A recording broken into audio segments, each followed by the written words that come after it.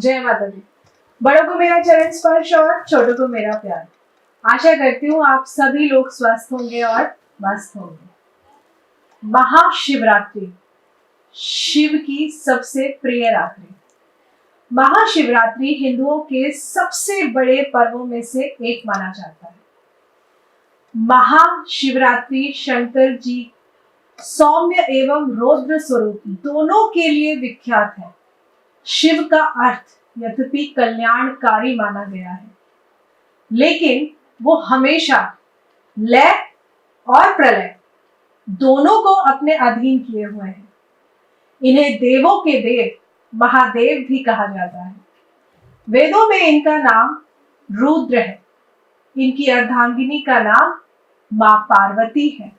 इनके पुत्र कार्तिकेय और गणेश जी हैं तथा पुत्री अशोक सुंदरी है। महाशिवरात्रि को गौरी शंकर की शादी के रूप में भी मनाया जाता है, ये हम सभी जानते हैं, और इसे शिव और शक्ति के मिलन का एक महान पर्व माना जाता है।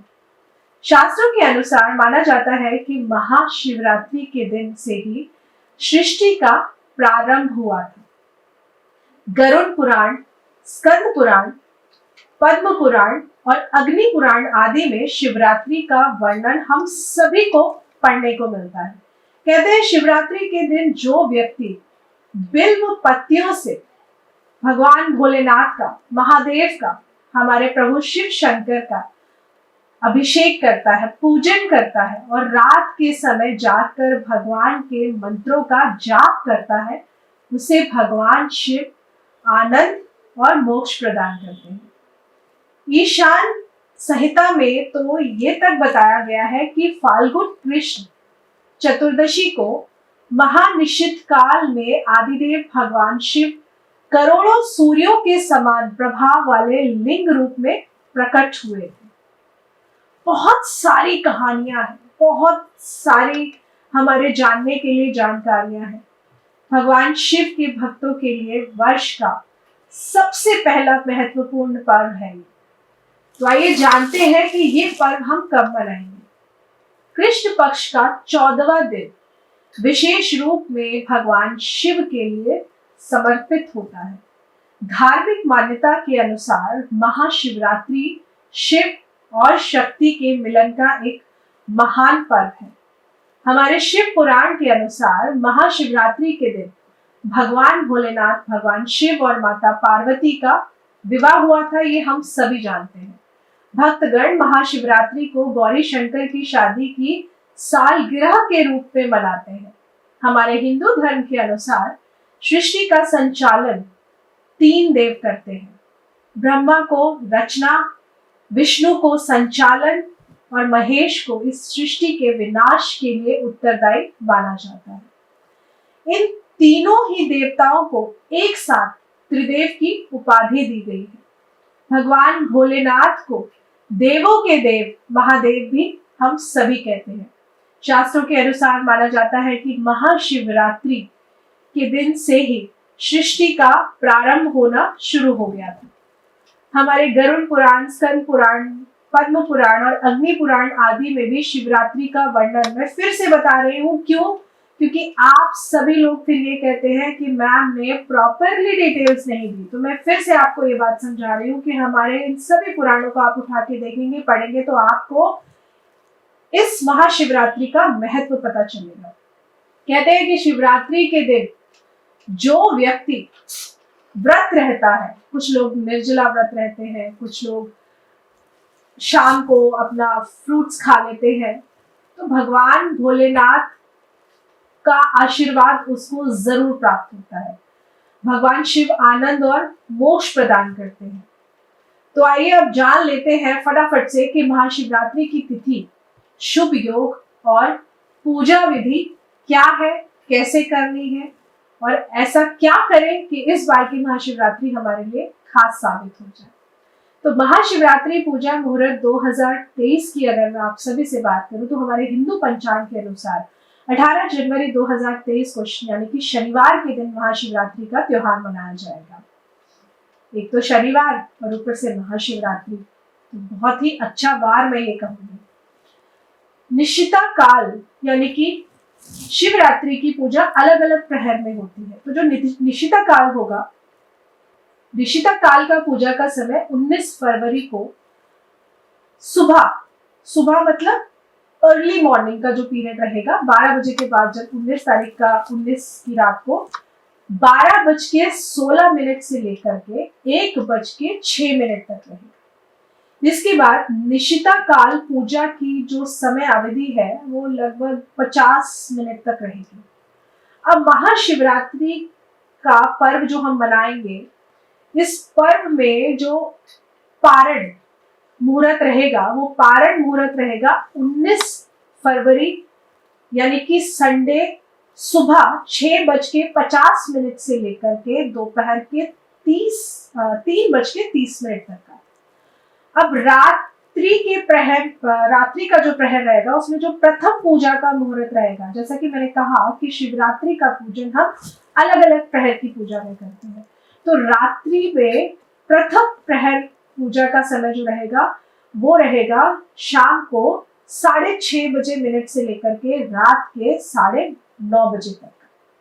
इसके बाद रात का ही द्वितीय प्रहर पूजा का जो समय रहेगा वो रहेगा रात्रि में 9:30 से लेकर के 12:40 तक का।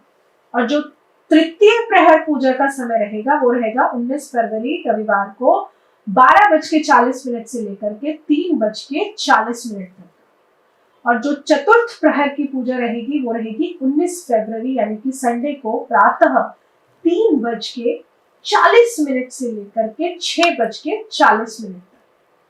तो ये मैंने आपको हर प्रहर की पूजा का समय बता दिया है। अब महाशिवरात्रि की पूजा की विधि क्या है, इसको करना कैसे है? सबसे पहले तो ब्रह्म मुहूर्त में उठकर स्नान करना बहुत ही उत्तम माना जाता है। स्नान करने के बाद मंदिर का जो स्थल है, आपका एरिया है, उसको अच्छे से साफ कर लीजिए। इसके बाद शिवलिंग पर सफेद चंदन का लेप लगाकर पंचामृत से आपको भोले बाबा को स्नान करवाना चाहिए। भोले बाबा को स्नान करवाने के बाद में आप माँ पार्वती को स्नान कराइए, गणपति जी को स्नान कराइए, कार्तिकेय जी को स्नान कराइए और फिर नंदी जी को स्नान कराइए। इसके पश्चात महाशिवरात्रि व्रत में एक बहुत ही खास उपाय मैं आप सभी को बताती हूँ। जब आप स्नान कराएंगे तो आपने लेना है एक मिट्टी का मटका, छोटा सा ले लीजिए, मिट्टी का लोटा मैं कहूंगी, लोटे के बराबर की शेप का एक मिट्टी का लोटा ले लीजिए। उसमें पहले गंगा जल मिलाइए और कच्चा दूध मिलाइए। तो जब आप इसको भर ले, इसको भरने के बाद ये आपने अभिषेक शिवलिंग पर करना है और इसका अभिषेक करने के बाद आप बेलपत्र 5 या 7 की मात्रा में बेलपत्र लेकर वो भोले बाबा को चढ़ाइए। उसके पश्चात आपको आख धतूरे के फूल चढ़ाने चाहिए, चावल चढ़ाने चाहिए। ये सब आप भोले बाबा के ऊपर अर्पण करिए।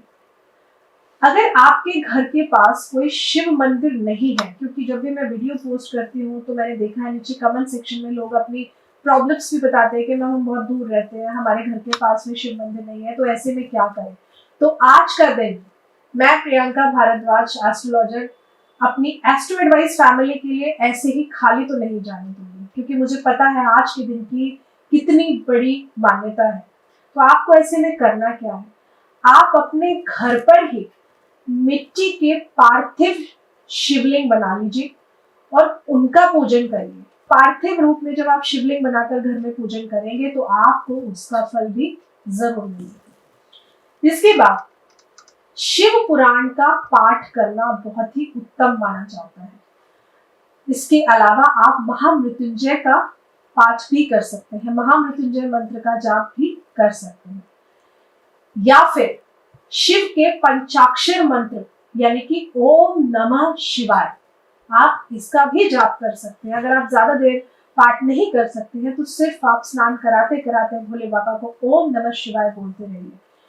ये मंत्र का जाप भी आपके लिए बहुत ही उत्तम साबित होगा। इसके बाद आपको शिव पूजा के बाद गोबर के उपले अगर आपको मिल जाए तो बहुत ही उत्तम है, अगर नहीं मिलता तो आप लकड़ी ले लीजिए, आम की लकड़ी ले लीजिए, क्योंकि ये लेकर आपने अग्नि जलाकर थोड़ा सा हवन आप जरूर करिए भोले बाबा के समक्ष। ये मैं आपको बहुत छोटी छोटी सी पूजा की विधि बता रही हूँ, बहुत आसान सी पूजा की विधि बता रही हूँ। हवन अगर आप सुबह ना कर पाए तो आप शाम के समय कर लीजिए। जो मैंने आपको मुहूर्त बताए हैं पूजा के चारों प्रहर के, आप उनमें से कभी भी कर सकते हैं।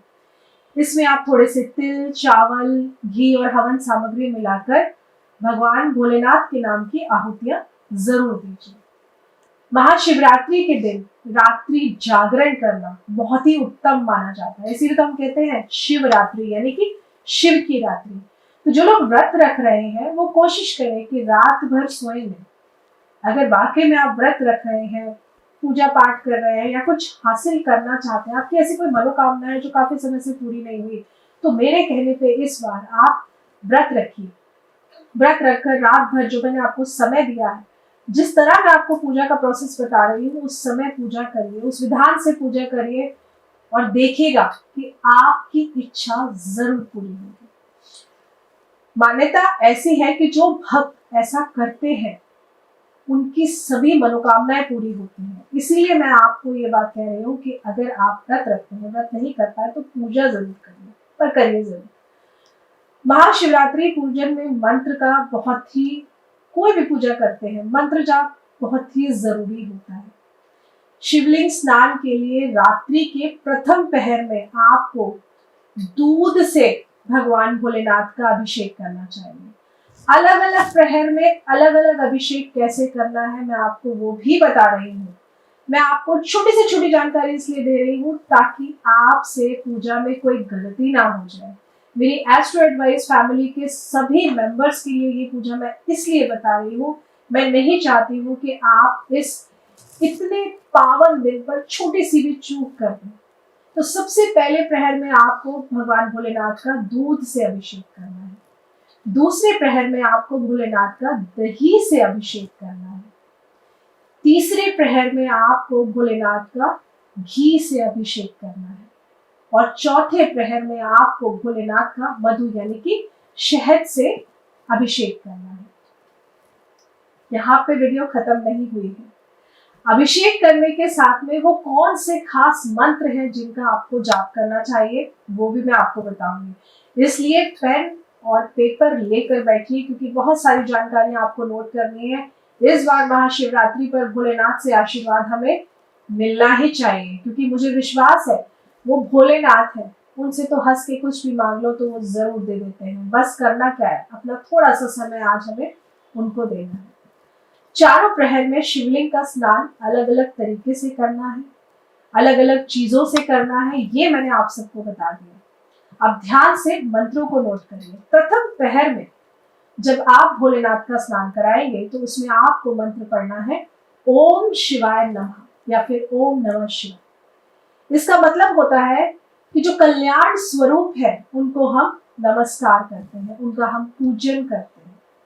इसके बाद दूसरे प्रहर की जो पूजा होगी उसमें आपको जिस मंत्र का जाप करना है वो है ओम शंकराय नमः। ओम शंकराय नमः यानी कि सबका कल्याण करने वाले, सबका सोचने वाले, सबका भला सोचने वाले, सबका कल्याण करने वाले भोलेनाथ को हमारा नमस्कार स्वीकार है।